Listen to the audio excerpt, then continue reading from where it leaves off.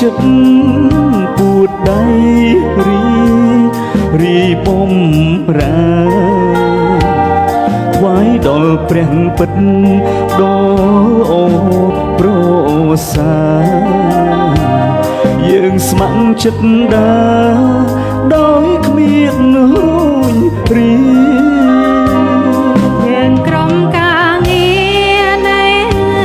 ត្រីអង្គឡាយរីករាយពេលក្រៃដែរបានប្រកាន់នៃព្រះបន្ទូលនៃព្រះអង្គម្ចាស់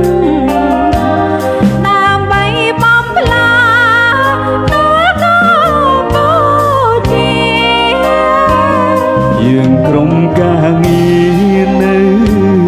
ត្រីអូហ្វឡារួបរួមដើម្បីដុំនឹងល្អនេះ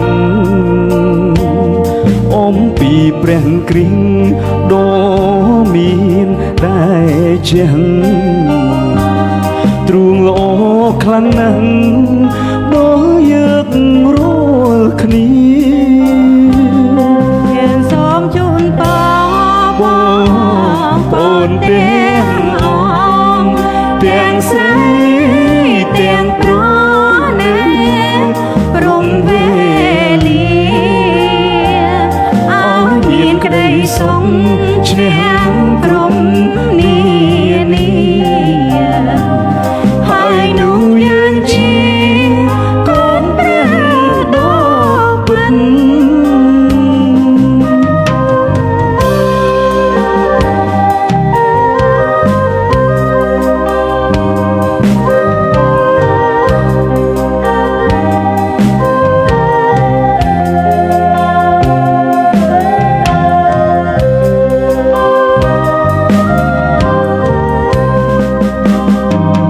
យើងក្រុមការងារនៃត្រីអង្គឡាយស្ម័គ្រចិត្តពួនដៃរីបំរើថ្វាយដល់ព្រះពិតដ៏ល្អប្រសើរយើងស្ម័គ្រចិត្តដើរដោយគ្មានរួញរា យើងក្រុមការងារនៅត្រីអូហ្វឡា